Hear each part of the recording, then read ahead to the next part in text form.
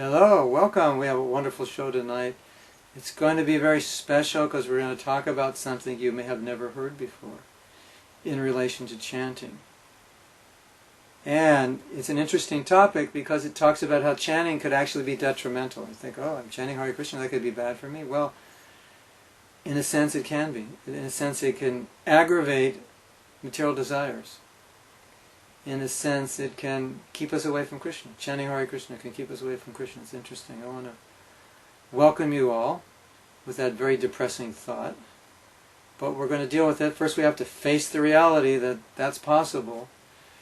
And then we're going to tackle it and deal with it. So first, I want to read something from a book by Bhaktivinoda Thakur. It's called Jaiva Dharma. And Dharma, as we know, means the duty or the essence. And Jaiva means of the jiva, so the duty of the jiva. And this is about nam aparad. And aparad is translated as offense. And we haven't really discussed nam aparad that much, but last week I discussed it a little bit, but I didn't really get into it. And I felt this week we should do a little more to focus on it. Because whenever a devotee was initiated, then the priest or pujari who was ever doing or moderating the initiation would recite the 10 offenses and explain them. Prabhupada wanted that, so to avoid the 10 offenses is important, but particularly we're going to focus on nam aparad in general, and a few of the offenses we're more likely to commit. So first I want to read something, and this is from Jaiva Dharma, so please pay attention because this may amaze you. Okay, now Jaiva Dharma is not a true story.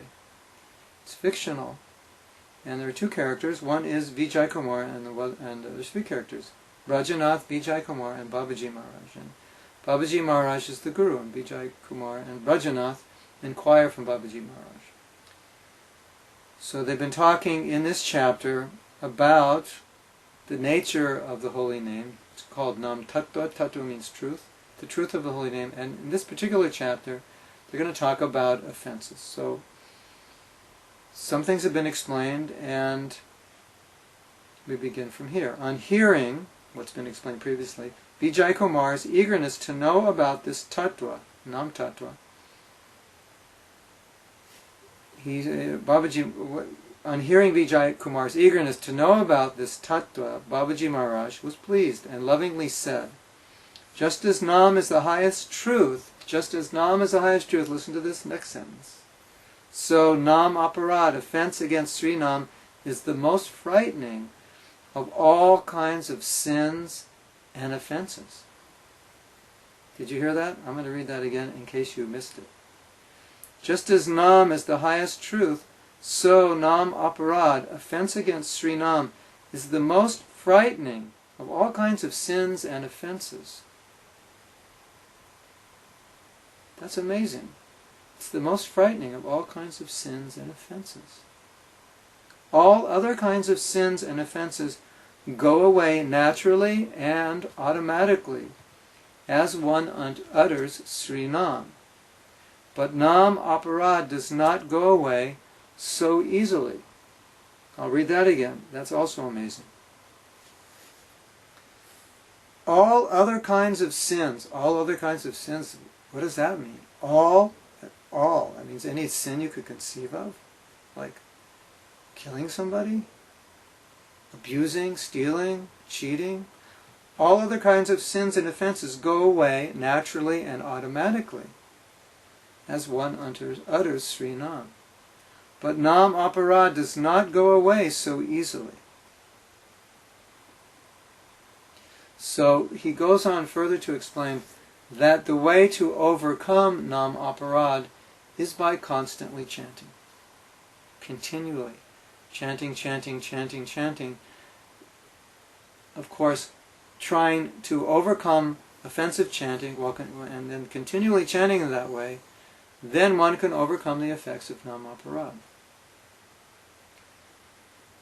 So it appears from what's being said here that there are very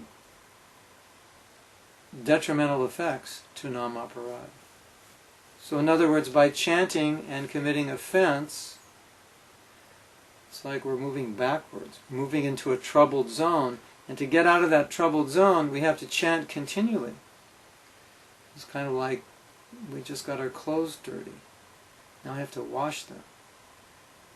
And then after we've washed them, if we're not careful, we'll get them dirty again. So if we're not careful, then by improperly chanting, things are becoming worse. We're making things worse. We're making things difficult for ourselves.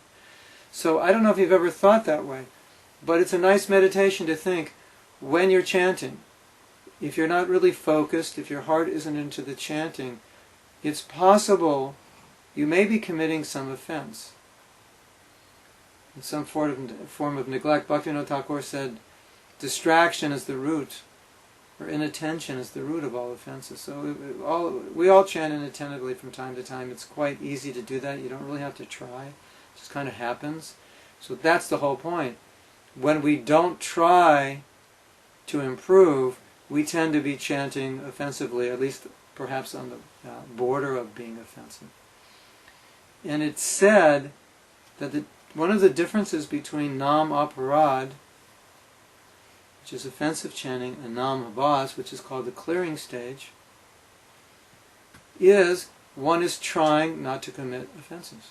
Just by chanting and trying not to commit offenses, that's considered nam habas, or the clearing stage. So often we chant, and we don't try. We're really not trying. We're just trying to chant rounds, get our rounds done.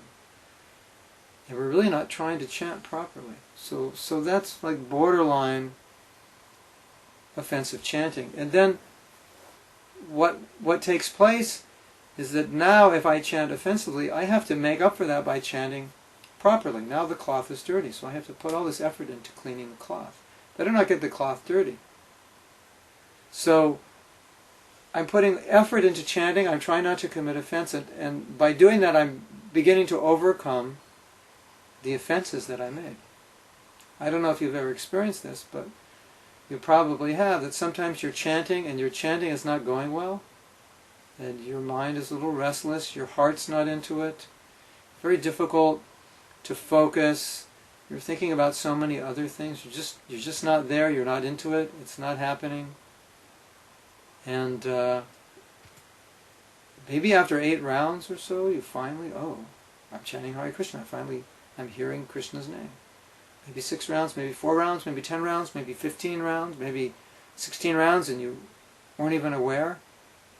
A lot of times the reason for that is because we've made some offense to the holy name. And you don't have to chant improperly to make offense. You can make offense to the holy name by doing other things, and we'll discuss that. So often what's happening is those first rounds we're chanting before we're getting clear or more absorbed in Krishna's holy name is just to clear out offenses we made. So I think it's very helpful to meditate on this when your chanting isn't going well and you're becoming a bit apathetic. Sometimes you may not even want to chant, but you're doing it anyway. You're really not there. Could be a bit mindless.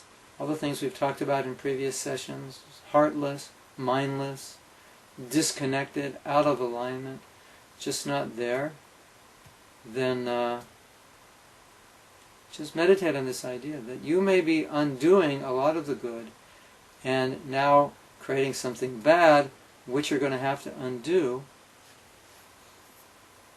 by better chanting. So you don't want to chant in a way that will cause you to have to overcome that bad chanting with good chanting, which will only get you back to 0. So we could call that back to 0 japa. We don't want to chant poorly, so then we have to chant back to 0 japa. And again, to emphasize this, I'm going to read this again, because I think it's so important, and I'm also going to read it for the benefit of those who have just entered this session, this live session.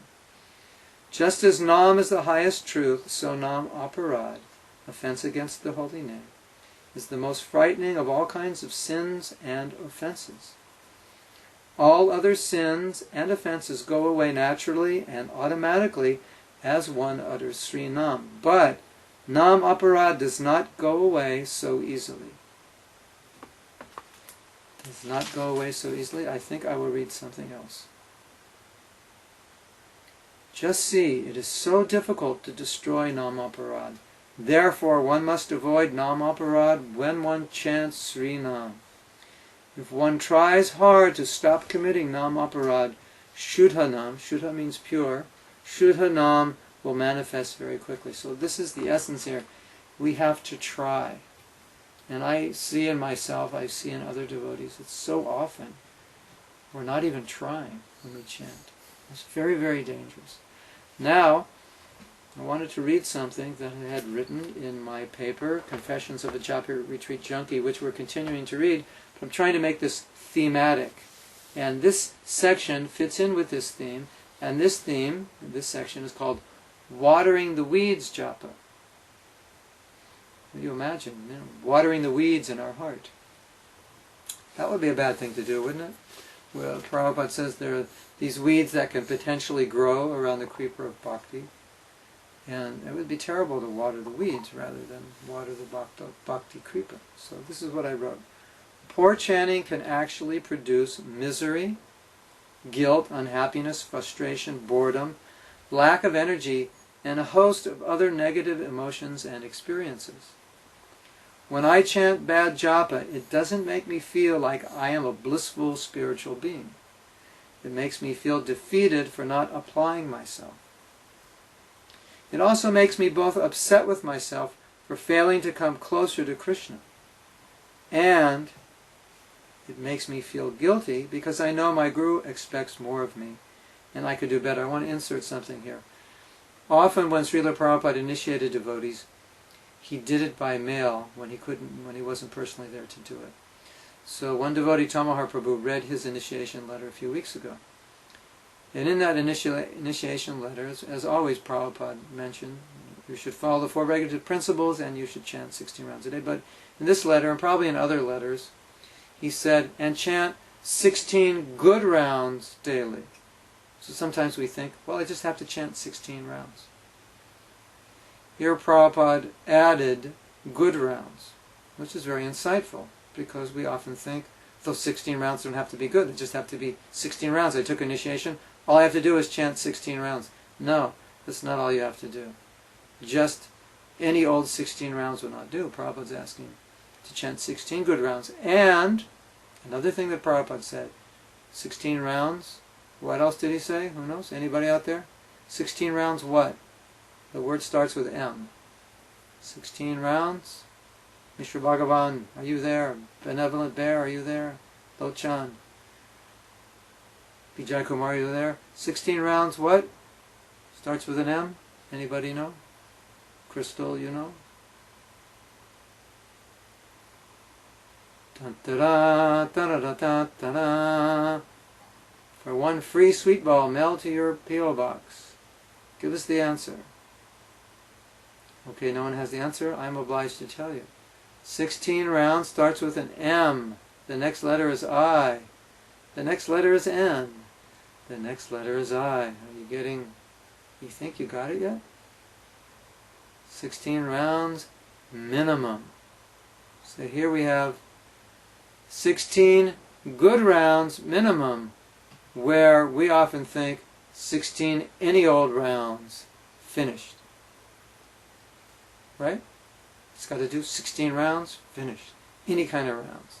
Good rounds, bad rounds, medium rounds, hard rounds, soft rounds, left rounds, right rounds. This round, that round. No, good rounds. That's the point. And minimum, doesn't have to stop at 16. Okay. I know my Guru expects more of me, and I could do better. It leaves me entering my day on a failed note. Wow. The very thing that is supposed to make me so happy when done properly has the potency to make me feel awful when not done well. Hopefully I can take this misery as a kick in the rear end and let it push me into chanting better rounds. So, this is one example of chanting improperly having a very negative effect. I'm sure you felt that way also.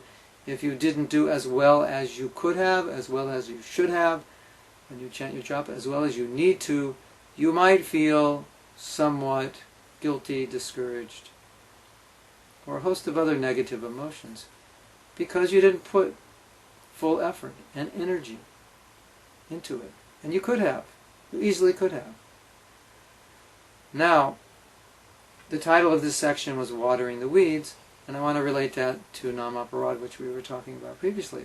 As I mentioned before, Prabhupada said, if we chant offensively, then rather than watering the bhakti lata, which is the creeper, or this flowering plant of devotion which goes all the way up to Krishna in the spiritual world, to his lotus feet, we're watering weeds which do what? What do those weeds do?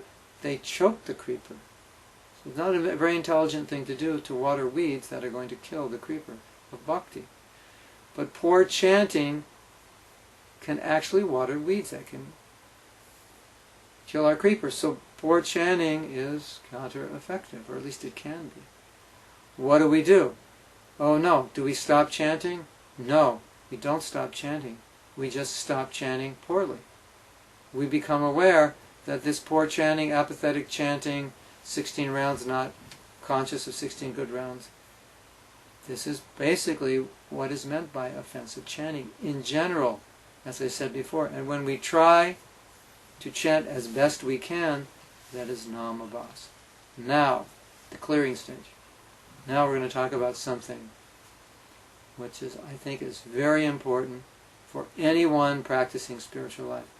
As we've said many times, of the 10 offenses, most are actions performed outside of chanting our rounds. They're things we do when we're not chanting, but they are considered offenses to the holy name. How is that? Because the holy name is a person. He is Krishna. And so we can do things which offend Krishna in the form of his holy name. And as I mentioned before, Bhaktivinoda Thakur said, inattention is the main cause. We're inattentive to Krishna when he appears on our tongue, when he appears in that sound vibration.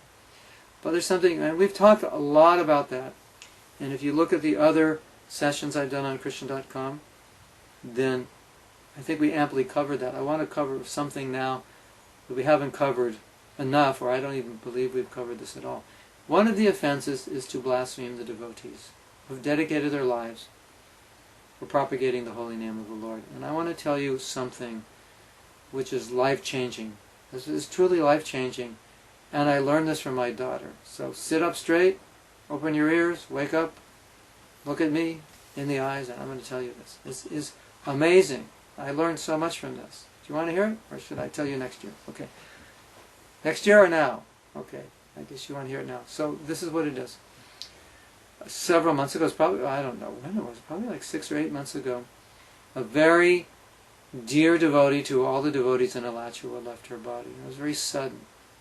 She found out that she had cancer of her stomach, and it wasn't long, I think, I don't know, within a month or so, that she left her body. And this devotee was like the embodiment of affection and love. Therefore everyone loved her, and everyone was very dear to her. And when they had the memorial service, unfortunately I wasn't there, but my daughter went there.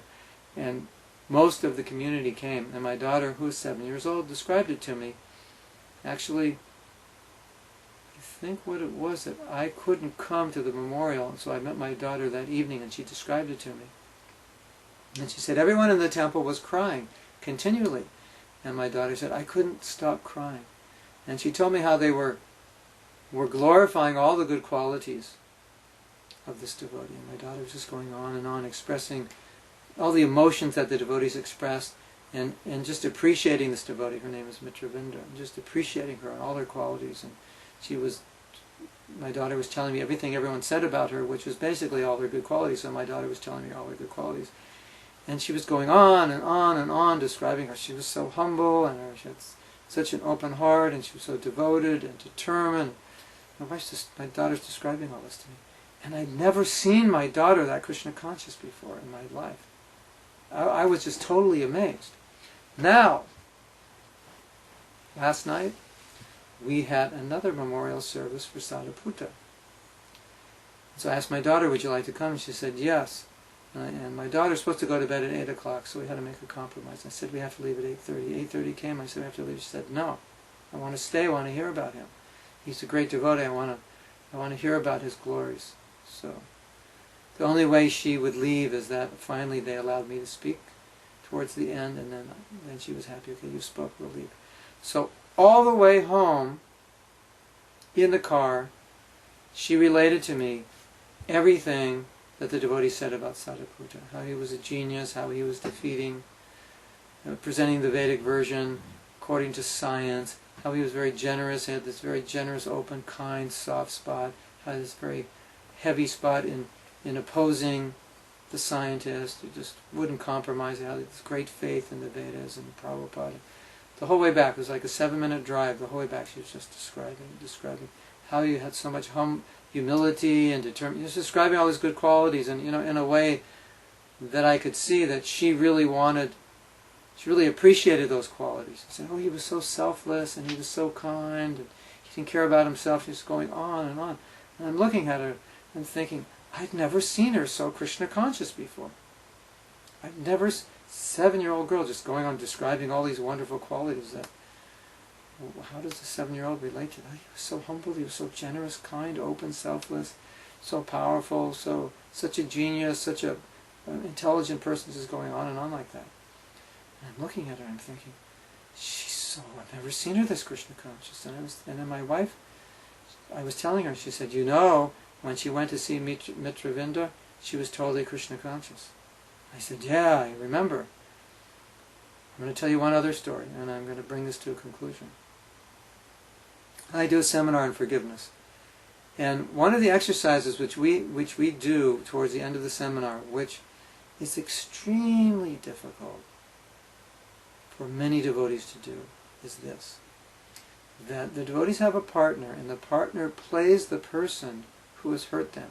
Plays that person for whom they have felt resentment for years and years, maybe their whole life, maybe much of their life. They play that person. And at a certain point in the seminar, they are asked to appreciate that person's good qualities. And sometimes their first reaction, they don't have any good qualities. I go, come on, even Saddam Hussein's mother must have saw something good. Even, what's his name? I get him confused. Osama bin Laden. I get him confused with Obama. Osama bin Laden. Not that I equate the two, just the names. Osama bin Laden. His mother must have saw something good in him. Must have some good quality. Something about him. So anyway, they have to do that. And I've done that also. And what I've seen is when you appreciate somebody, there's like no room in your heart to criticize them. It's just the desire, the need, the feeling to criticize, it's not there. They don't go together. Just as when you criticize somebody, I think you all probably have this experience. Of course, none of you criticize, so maybe you don't have this experience, but I have this experience that when I criticize someone, there's no desire to appreciate them at all. That desire to appreciate them, even if they have appreciable qualities, which obviously they do, it just disappears. It's not there. But when you appreciate, then what happens? Somehow or other, the desire to criticize, it's like massaged out of your heart. It's very interesting. I'll tell you one more story, then we'll finally wrap it up. What does it all mean? Srila Bhaktisiddhanta Saraswati Thakur used to have Ishtagostis. Ishtagostis means he would meet with all his disciples, and he would discuss Krishna consciousness. And sometimes when they would meet, some of the disciples would have problems with other disciples, and they would want to complain. So he would say, okay, before we begin, before you want to say what you want to say about this disciple, first say something good about him. So then they would have to go around and everybody would have to say something good or many things good about that person who they have a problem with. So then they would do that. And then he would say, so now you can... He said, okay, so now the meeting's over. Finished. He wouldn't even let them say anything bad. But the point is, by that time, they didn't feel like saying anything bad. Because by appreciating the devotee, the desire to criticize was removed from their heart. So why am I talking all about this?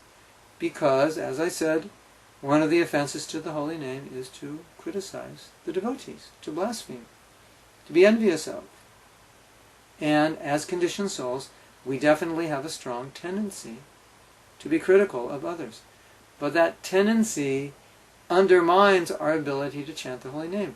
As it is said, the holy name is offended when we offend a servant of the holy name, one who's propagating the glories of the Lord, one whose life is dedicated to serving the holy name.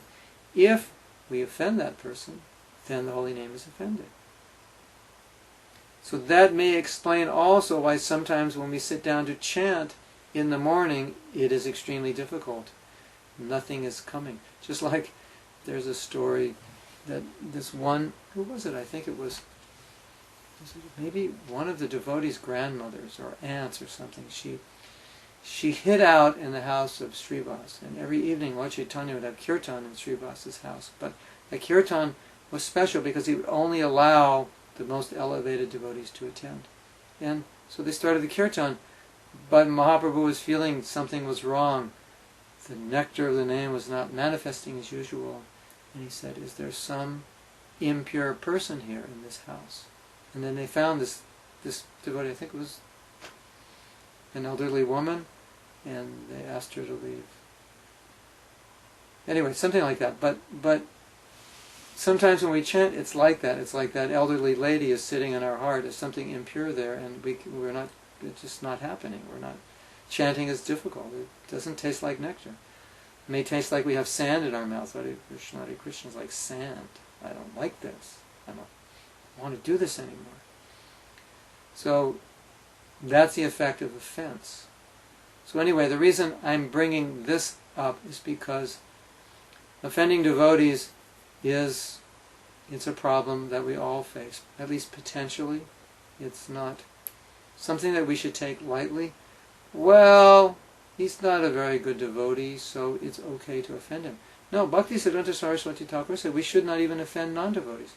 Why is that? Because it creates a mood of being critical. And that the devotee is humble by nature. Devotee thinks, oh, I am not very great. You are very great. So even if we are offensive in some way to non-devotees, it actually can affect our ability to chant, because Trinadapi Sunichana, we're supposed to be more humble than a blade of grass. So it's not like Shastra says, and we may think this way sometimes, if not consciously, subconsciously, it's not that Shastra says, you don't offend great devotees, ordinary devotees, be a little careful, but it's not that important, and non-devotees, no problem. It's not like that at all. And I think a lot of us think that way. You know, you'd be driving down the street yelling at somebody, hey, move over! You know, you're driving so, sometimes even that happens. Even devotees get angry on the freeway when it's crowded and they're late and, whatever. Or you're waiting in line and the cashier is really slow and you're in a rush and you're thinking all kinds of nasty things about that cashier in your mind. You don't think like that way, do you? You're all great devotees. Only I think that way. So, when we're dealing with people who push our buttons or at work or whatever, but we should be respectful. And that will train us to be even more respectful to devotees. I mean, this is a broad topic.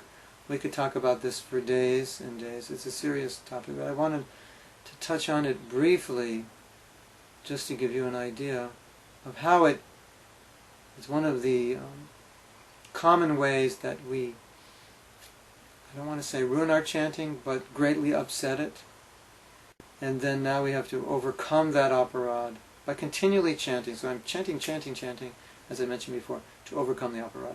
Okay, does someone have a question? Yes, Lochan has a question. Don't we avoid offenses when we pray for assistance, putting ourselves in a humble position, and asking the holy names and the spiritual master to give us strength? Yes, I would say that's true. I would say it's not 100% guarantee. The saying, pray like everything depends on God, and work like everything depends on you. I think that was said by one great Christian monk. I think that's the idea. we put ourselves at Krishna's feet. I can't do it. It's all you. But at the same time, even though we say, Krishna, you can do it, we're also thinking, Krishna, use me to do it. I have to be usable. I have to be pliable. I have to be willing and open. My heart has to be pure so Krishna can use me. When I chant, often I just think, okay, Krishna, we're in this together. And I'm your devotee. I'm meant to serve you. So I'm putting myself at your feet. So please use me as you want me to be used by you. So that requires some effort. And Prabhupada used to say, first deserve, then desire. So if we're desiring something from Krishna, at the same time we should be thinking, I should also be deserving of what I desire. I should also allow myself to be a proper instrument which Krishna can use. Because sometimes we're asking Krishna, use me, or empower me, or help me, but we're not actually really being the pliable instrument we need to be for Krishna to use us. Sometimes that prayer can be almost apathetic, like, Krishna, I can't even try, I don't even have the strength, I'm totally dependent on you to do it. It's kind of like, I'm lazy, I'm unintelligent, I'm useless in so many ways, so make something out of me. And we're not even really making an effort for Krishna, to allow Krishna to make something out of us. So, it's a balance. In the story of Damodar, the Damodar Leela, and Jasoda was trying to tie Krishna up. So the rope was 2 inches too short, or 2 fingers too short, and it said that those 2 fingers, or 2 inches, represent 2 things. One is mercy and one is effort. So Jasoda's making the effort, but she can't tie Krishna up until Krishna allows himself to be tied up. So he gives his mercy, she makes the effort, and by that effort she attracts Krishna to give his mercy, and he gives his mercy, and then finally she could tie him. But she was trying to tie him, and before he gave his mercy, the rope was always 2 fingers too short. So, did that answer your question, Lochan? I think the essence is what I said, avoiding offenses is making the effort to avoid them. So, does anyone else have any questions on this? I've written several articles about this topic of offenses to devotees on my website, and I'll see if I have the information. Yes, here it is, friends. Let me get that in front of the camera. How does that look? To cover my lotus face for a minute and my effulgent head. www.tstrain.com. TStrain stands for Touchstone Training. And if you go to newsletters, you'll find several articles about this topic of dealing with devotees. And below this, if you're interested in our japa retreats or workshops, you can get more information at that website or by calling that number. That's 888-JAPA-108, or that's japaretreat.com. We have an upcoming workshop in 2 weeks in Dallas, and in 6 weeks, 6 or 7 weeks in North Carolina, in Hillsborough. Okay, now,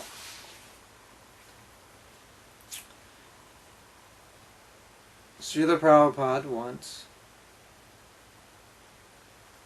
had assembled some devotees together,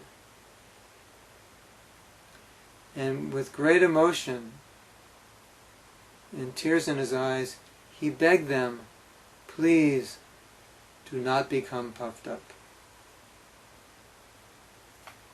So Krishna, he doesn't like it if we're proud.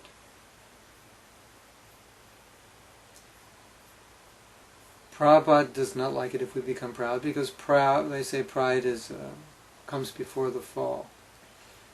I will tell you another story about pride, just to help you understand how important it is to curb this enemy. Because it's this pride that often is the foundation upon which we criticize others, we judge others, because we think we're special, or we're better, we know more, smarter, more talented, more clever, and other people just don't match up to us. So anyway, one time Prabhupada said, you should not put the Srimad Bhagavatam on the floor. So a devotee who heard this decided that he would make a book cover, almost like a jacket, beautiful jacket, out of silk.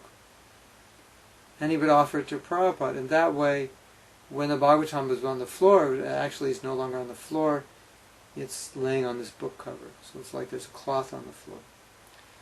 So he thought, this is an ingenious idea. No one has ever thought of doing this. And this will solve the problem. And Prabhupada will think this is a great idea. Prabhupada will appreciate it. He'll appreciate me. He'll think I'm smart, creative, and so forth. So the devotee came in late to a darshan, and as he walked in, he was hoping that evening he would be able to offer his gifts to Prabhupada. And he was feeling quite proud of that gift he was going to offer. So, finally, I don't know how it came, but maybe Prabhupada saw the gift, or he told Prabhupada he had a gift. So he offered Prabhupada the gift. And Prabhupada said, so what is this? And then he explained, well, you said we shouldn't put the Bhagavatam on the floor, so I made this for your Bhagavatam. And Prabhupada said, I don't put my Bhagavatam on the floor. He said, you put your Bhagavatam on the floor. I don't put my Bhagavatam on the floor. So it was kind of like, almost like an offense that he was thinking Prabhupada would put his Bhagavatam on the floor, and therefore he has this book cover, so when Prabhupada puts it on the floor, he's no longer putting it on the floor. So basically what was happening, according to this devotee, was that Prabhupada understood that he was proud. And then Prabhupada was humbling him. And basically saying, don't think you're so smart and you're so special. Because what you just did now was stupid. And I'm showing you it's stupid so you understand. So at that point the devotee became very humble. He was put in his place. And then either Prabhupada said, you have anything else? Or he said, I think Prabhupada said, you have anything else? And then he said, I have a mango. Then he gave Prabhupada a mango. And Prabhupada said, oh, mango, this is the best gift. So now Prabhupada was appreciating what he did because he was in the right mood. So I think that's also our experience, that if you've ever been around someone who tends to be a little egocentric, overly proud of themselves, it's not a great pleasure to be around them. It's kind of painful. And so Krishna doesn't appreciate that either. He doesn't appreciate pride. He appreciates humility. When the gopis apparently became proud, Krishna left them. When Sanatana Goswami first met Lord Chaitanya, he was exhibiting so much humility that Mahaprabhu said, this humility is so intense, please stop it because it's breaking my heart, it's melting my heart, I can't take it. It was so attractive to Lord Chaitanya. So humility is the great ornament of the Vaishnava. And Bhaktivinoda Thakur basically said that of all contaminations, pride is the greatest. It's the most surefire way to fall. Anyway, I'm saying this all just to emphasize the importance of respecting devotees. I mean, of course, I can't just make it happen by telling you this, but I just want you to become aware of the fact that it's a serious offense, and we should take it seriously. And if we really take it seriously, we can take the vow, as many great devotees do, never to speak ill of another devotee, and not only that, never to listen to anyone else speak ill of a devotee. And it's so easy not to follow that. It's so easy to speak ill of others and to relish it as some kind of nectar, which it definitely is not. So there may be many reasons we do that, but I want to offer one insightful reason. Bhaktivinoda Thakur has said, I believe it was Bhaktivinoda, or maybe it was Srila Bhaktisiddhanta, because I'm so honeycombed with faults, I see your faults. In other words, we're seeing our own faults in others. There's another saying, very interesting. It says, what you say about others says more about you than it does about them. So often we're seeing our own fault in someone else. We should be aware of that.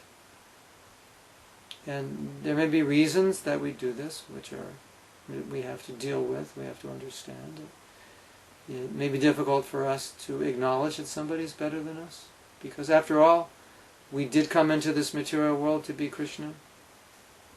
And if we're Krishna, that means everyone's less than us. So sometimes it's difficult to acknowledge someone, particularly someone who you consider your peer or equal, that they're better, smarter than you. They can do things you can't do. People praise them, you want to be praised. This is all. It's all there in the heart, but Vaishnavas, they're trying to cultivate as best they can a different attitude. And then what does Mahaprabhu say? Yes, when I'm humble, then I can chant the holy name constantly. So it's such a nice thing in meditation. The bottom line of good chanting, in my opinion, or one of the symptoms, bottom line symptoms of good chanting, is when you finish your rounds, you don't feel like stopping. You just want to keep going. And one of the symptoms of poor chanting is when you finish your rounds, it's like a bit of a relief. Whoa, got my rounds done. Let's go on to bigger and better things now. So it's like, oh, you ever exercise and you're holding a weight, and it's like, or I don't know, if you do yoga, you get in a pose and you have a teacher, and you're straining and stretching, and you're like, so hold it a little longer, just a few more seconds, and then release, So it's like that release is like, my rounds are finished, I don't have to chant anymore. If that's how we feel, then you got to start looking at this verse Trinadapi Sunichina, because Trinadapi Sunichina, how does it end? How does that verse end? Kirtaniya Sadari. If we're more humble than a blade of grass, what can we do? We can chant 24 hours a day. So when a devotee comes to that stage of being humble, then the holy name becomes relishable.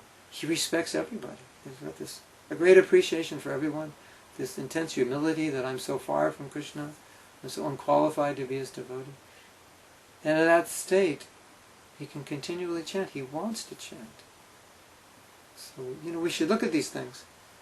And we should think, if when I finish my rounds, I'm not feeling like I could just go on and chant more, something's wrong. I'm doing something wrong somewhere. Did I offend a devotee? Am I being proud? Did I disrespect my spiritual master? Am I being totally apathetic and unattentive when I chant? Am I being mindless when I chant? Chanting is relishable. It should be relishable. It should be pleasurable. Rupa Goswami says, I wish I had 1,000,000 tongues so I could taste the nectar. It should be like that. So, we have another question from Bhakta Jim. Bhakta Jim says, well, we have 16 minutes. We're doing good here. Bhakta Jim says, I chant 16 rounds of Japa Mala each day. Very good. I'm proud of you. Anyone who can chant 16 rounds every day without fail is a great soul, is a Mahatma. Definitely. It's not easy.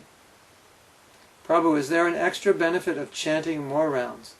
I am planning chanting 64 rounds one day next week as a special devotion to Krishna. Yes, as we said earlier, Prabhupada said 16 rounds is minimum. Now, having said that, I will share some of my own realizations, because in the last year I had many opportunities at the japa retreats to chant 64 rounds. And before these japa retreats, I used to have a practice of chanting 64 rounds on Janmashtami. For many, many years I did that. I think I did it all the way up to this huge Janmashtami, I think it was, when was it? 1989. I had to organize this huge Janmashtami festival, and then I couldn't do it. But I think I did it every year. But there was a difference in the quality of my chanting of the japa retreats and the quality of my chanting on Janmastamis. I was very distracted on Janmashtami. There was so much going on, and I was trying. It was really just to get the number done. It really wasn't quality. And I can testify, although it was a great achievement just to make that effort, that Krishna's name would appear on my tongue. Just that fact that I did 64 wasn't really that purifying. In fact, I think I would have been more purified by chanting 16 fantastic rounds than 64 okay rounds. And as we're saying here, maybe I might even become contaminated if I'm really distracted or I'm just committing offenses. So the answer is yes. If you can chant more than 16 rounds and 16 nice rounds, that's wonderful. Go for it. The ultimate goal is to chant. That's the ultimate goal, is to always be chanting. Kirtaniya Siddhari. And if you can chant 16 rounds, making a concentrated effort to chant nicely, that's wonderful. I recommend that. Anybody that can do that, find a nice cave, go sit in that cave, come out 8 hours later with 64 rounds done. You will not go into that cave. You will not come out of that cave in the same consciousness you went in. Definitely not. If you can chant 64 nice rounds, major, major benefit to you. And what you will realize if you do that, you will realize what this word 16 rounds minimum, what the word minimum means. You will fully realize what Prabhupada meant when he said 16 rounds minimum. You'll realize that really is the minimum, because you get so much more out of 64 rounds. So someone may say, well, Prabhupada never recommended 64 rounds, but actually he did in the beginning. And in many, many temples, traditionally that was the standard, 64 rounds. And it said that Lord Chaitanya, he wouldn't eat at anybody's home who didn't chant 64 rounds a day. Lord Chaitanya said, I'll only eat at the home of a Lakeshwar. And a Lak is 100,000 names, and it comes out to somewhere around 60, 58 or 60, but anyway, 64 became a standard. So he said, I will not take my prasadam at anyone's home unless they're Lakeshwar. So traditionally, that has been the standard, and that's how Prabhupada wanted to start it out. In order for us to do that and maintain a job, practically we'd have to get up at 2 in the morning and just chant till 10, and then take a bath, eat breakfast, and go to work. But obviously most of us can't do that unless we were chanting 16 rounds a day when we were like 4 years old, and then we worked our way up. So chanting more than 16, very good. Any of you out there in Krishna.com land who are listening to this, if you can chant more than 16 rounds, have a special day like on a Saturday or Sunday, say, well, I don't go to work today, let me chant some more rounds. Do it, but chant rounds, chant good rounds. One thing I also recommend is sometimes just chant 16 rounds sitting in one place. Just sit down and just sit for 16 rounds. Don't go anywhere. Don't look anywhere. Don't do anything. You can go to the bathroom if you have to. Don't do anything else. Don't talk to anybody. Don't look at anybody. Just sit and chant 16 rounds. You do that. Those 16 rounds will be very good. Very good. When you get up, you start walking around, you tend to get distracted because there's more things to look at. The landscape is moving as you walk. When you sit, nothing's moving. You just focus. So try to do that, and then get up, and you can go on your japa walk, whatever, you can chant extra rounds. Try to get absorbed. That's the whole thing. Yes. If you have time to chant more than 16, you're fortunate. Take advantage. It's a great blessing. Prabhupada always said that. Prabhupada said, ultimate goal is that we can chant 24 hours a day. He said, but you can't do that, so I have to engage you in so much service. So a very good question. I told the story before that when Prabhupada went to see Malati, she was in the hospital and she couldn't chant. She couldn't chant much. And she apologized to Prabhupada. No, she could chant. She couldn't do service, but she could chant. So she apologized to Prabhupada, I'm sorry, I can't do any service, all I can do is chant. Prabhupada said, that is a service, that's the highest service. To be able to come to that position someday. To be totally absorbed in thinking of Krishna, that's the highest service. So go for it. We can have the bhaktas chanting 64 rounds. That would be great. Maybe we'll open a temple, and the requirement will be to live in this temple. You have to chant 64 rounds. We'll all get up at 2 in the morning, and we'll just sit down. For 8 hours, we'll sit in one place. We'll chant. That would be quite a temple, wouldn't it? You know how, if we did that properly, you know how powerful we would be? We would be relishing the holy name to such a degree that people who would come into our presence would just start chanting. You know, it's said that anyone who chants the holy name is considered a Vaishnava. But one who chants constantly is considered a second class, or madhya. Madhya means middle. And it is said that one who makes others chant just by him being present, or she being present, is a uttama, or first class devotee. So if we were just chanting 64 rounds a day. I mean, some devotees do that. They go to Vrindavan for a month, they make a vow, and they'll chant 64 rounds a day. Some devotees do it every day. You imagine if we did that, we would be beaming over with transcendental realization and bliss, and other people would naturally be attracted to us. Yes, so does anybody have any more questions? We have 8 minutes. I'll be happy to answer questions before going on to something else.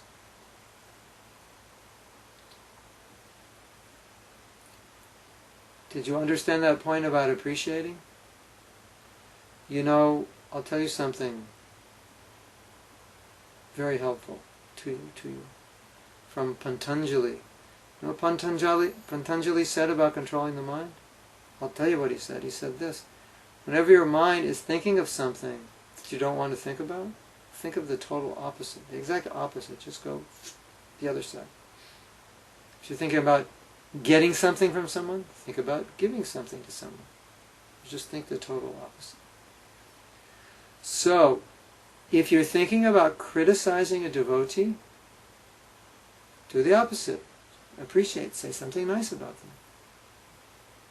You remember the stories I told about my daughter and how Krishna conscious she became from appreciating devotees? You know what it says about criticizing devotees? You know what Shastra says? It says the very thing that you're finding fault in them about, although I did say you see your fault in others, but it's also said whatever fault you find, that fault comes back to haunt you. I don't know if you ever had that experience, but I have. Somebody does something and you fault them for it, and the very stupid thing that they did that you're faulting them, you end up doing yourself.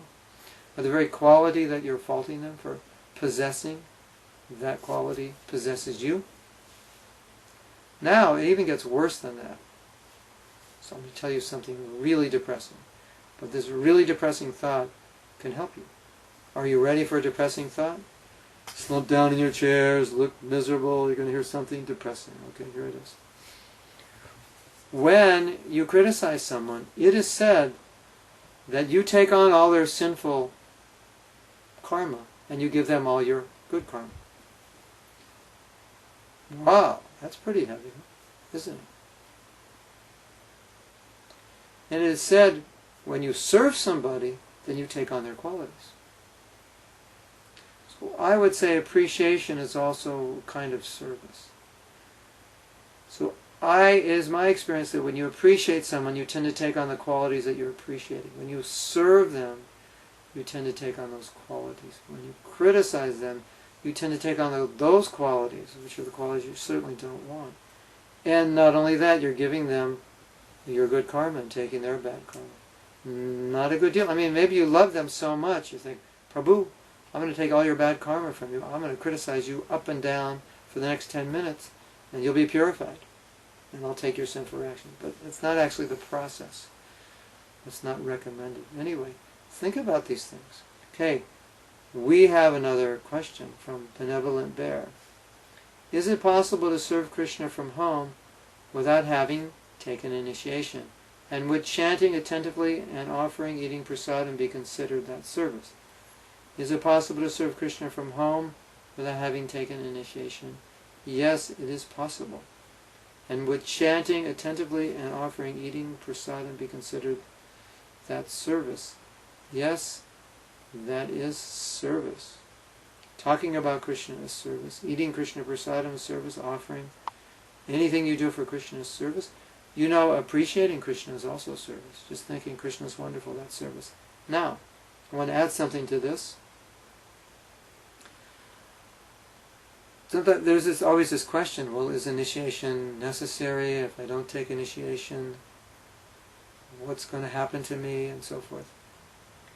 Jiva Goswami said that the holy name does not depend on initiation. That means you can chant the holy name even if you're not initiated. And it's even possible to chant Shuddhanam if you're not initiated. Although, as we mentioned, Shuddhanam is the pure name, the highest stage of chanting, although it's generally not likely that you'll come to that stage without initiation. So initiation is a step in the process of bhakti to get you to a higher position, which could be difficult to get to on your own, or perhaps even impossible. So, is initiation mandatory? Yes and no. It's mandatory when you're ready, and it's not mandatory when you're not ready. It's part of the process of bhakti. It's a helpful process. So then the question is, well, can I offer my food to Krishna if I'm not initiated? Well, you offer your bhakti when you cook and you make that offering. That's what you do. And you can say pranam prayers to Srila Prabhupada. And Krishna can accept. But officially in deity worship in the temple, one must be initiated. So, I'm going to tell you another story about surrender. We all sometimes hear this word surrender. What does surrender mean? What does surrender entail? Am I surrendered? How do I surrender? One man asked Srila Prabhupada, how long does it take to surrender? And Prabhupada said it takes one, who knows the answer? Is it 1 light year? Is it 100,000 lifetimes? Was it 1 million days of Brahma? No. It was one, starts with an M, who knows? Anyone in the studio audience know? We got an answer, a minute. It's even shorter than a minute. It's a 1 a millisecond. Wow. How about a nanosecond?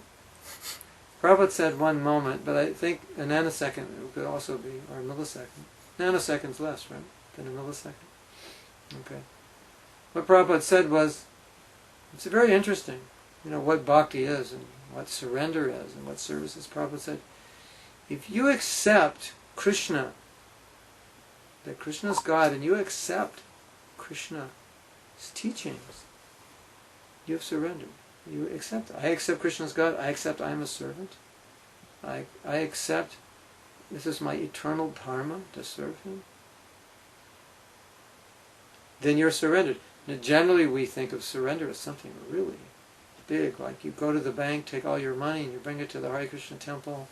You donate your car, you give them your house, you send your kids off to a school in India, and you drop your wife off at an ashram, and you take sannyas. That's surrender. That's real surrender. Anything other than that, not surrender. No, that's not true. You hear Prabhupada saying, you accept Krishna's words, you're surrendered. You're now Krishna Bhakta. So as far as not being initiated in doing service, offering, and so many things, anything you can do in this understanding that Krishna is God, I am His servant, that's accepted as service. Anything you can do to help that, more association, that will help that. And initiation is just a process that helps that. Okay, it is now 9 o'clock. And unless there are any more questions, we're going to end. I'll give you a chance. Does anyone have any more questions? Okay, so I'm going to give you some closing thoughts. You can ask a question when I'm giving these closing thoughts if you have. Closing thoughts is now you have a couple challenges ahead of you in the next few days, few weeks, few months, few years, and the rest of your life. And those 2 challenges, basic 2 challenges we discussed in this class was, number 1, improper chanting. Chanting that's so bad that you have to chant to undo the bad chanting. It's like, you're fooling around and you get this knot, a few knots, and they're so tight, and you have to spend like hours getting them undone. What you did in 1 minute, where you take a wrong turn on a road and you get lost and lost and lost and this way and that way, and you have to spend a half hour getting back to where you started because you made one wrong turn. So, improper chanting, nam aparat, offensive chanting, is like tying knots, and then proper chanting is undoing those knots. So we don't want to chant to counteract bad chanting. So be conscious of that when you're chanting, that you could be watering the weeds, you could be hurting yourself by improperly chanting. And then we mentioned one of the most common and serious of offenses, to offend the devotee. So now, we are leaving here tonight with a solemn job in front of us, which is to not offend, to not criticize, but to appreciate the other devotees, to be humble, to not walk around thinking, I hope everyone notices how great I am. I hope everyone sees how talented I am, how smart I am, how beautiful I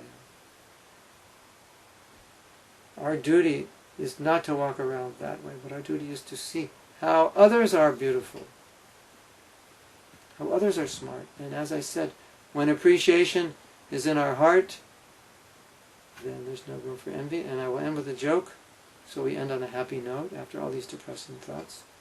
Of course, there's positive ideas behind all these thoughts. I'm only joking, they're not depressing. It is said, when you are 20 years old, you're always worried. What other people think about me? You think, everybody's looking at you. How am I? And they're looking at my cool clothes, they're looking at my cool shoes. I'm looking at my cool shirt, my cool necklace. I'm looking at my cool hairdo. And the girl's looking at me. The girl's looking at me. The guy's looking at me. Looking, I got this new designer this with the label out. And did they see the label? Did they realize that that's an expensive shirt or sweater? So you're 20, you're just thinking, everybody's looking at me. What are they thinking? Did they think I'm cool? Then it says when you get 40, you're just like, that's stupid. That's just stupid.